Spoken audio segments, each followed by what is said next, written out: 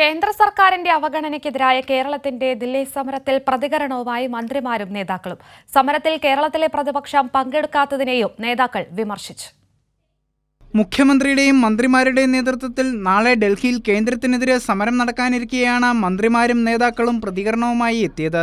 കേരളത്തിന്റെ വളർച്ചയെയും വികസനത്തെയും മുരടിപ്പിക്കാനുള്ള കേന്ദ്ര സർക്കാർ നീക്കങ്ങൾക്കെതിരെയുള്ള ശക്തമായ പ്രതിഷേധമാണ് നാളെ ദില്ലിയിൽ നടക്കാൻ പോകുന്നതെന്ന് LDF കൺവീനർ EP ജയരാജൻ പറഞ്ഞു. കേരളത്തിന്റെ ഈ വളർച്ചയെ ത്വരിതപ്പെടുത്തുന്നതിനെ തടസ്സപ്പെടുത്താൻ പല ന്യായങ്ങളും പറഞ്ഞ് സാമ്പത്തിക സഹായം തരാതെ കേരളത്തിന്റെ വികസനത്തെ ആകെ മുരടിപ്പിച്ചാൽ, പദ്ധതികൾ പൂർത്തീകരിക്കാൻ കഴിയാതെ വന്നാൽ ഇടതുപക്ഷത്തിൻ്റെ ജനപിന്തുണ കുറയുമെന്നുള്ളതാണ് അവർ കണക്കുകൂട്ടുന്നത്. ആ നിലപാടിനെതിരായിട്ടുള്ളതാണ് കേരളത്തിലെ ഇടതുപക്ഷ മുന്നണിയുടെ 8-ാം തീയതി നടക്കാൻ വേണ്ടി പോകുന്ന സമരം. ദില്ലി സമരത്തിൽ സംസ്ഥാന സർക്കാരിനൊപ്പം നിൽക്കാത്ത കേരളത്തിലെ കോൺഗ്രസിന്റെ നിലപാട് ശരിയല്ലെന്ന് വിമർശിച്ച പ്രൊഫസർ KV തോമസ് തങ്ങളുടെ കാലത്ത് നയിക്കാൻ ഒരു നേതൃത്വമുണ്ടായിരുന്നുവെന്നും എന്നാൽ ഇന്ന് ഹൈക്കമാൻഡ് എന്നാൽ ആരാണെന്നും ചോദിച്ചു. ഞാൻ പരിചയപ്പെടുമ്പോൾ KC പന്തുണ്ട്, GK മൂപ്പനാരുണ്ട്, അന്നൊരു വലിയ നേതൃത്വമുണ്ട്. ഇന്ന് ആരാ ഹൈക്കമാൻഡെന്ന് നിങ്ങൾക്കും എനിക്കും അറിയാം.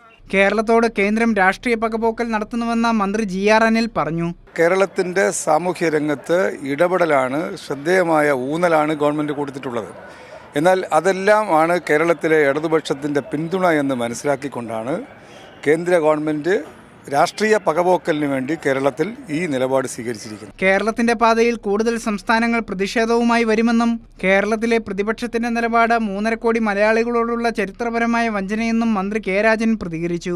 പ്രതിപക്ഷ നേതാക്കളോട് ചോദിച്ച് സമയം, സ്ഥലം, സൗകര്യം ഒന്നിനും ഐക്യപ്പെടാൻ പറ്റില്ലെങ്കിൽ പിന്നെ 3.5 കോടി മലയാളിയോട് വരുന്ന ഒരു ചരിത്രപരമായിട്ടുള്ള വഞ്ചനയായിരിക്കും അത്. അതിൽ കോൺഗ്രസ് മനസ്സിലാക്കിയാൽ നന്നായിരിക്കും.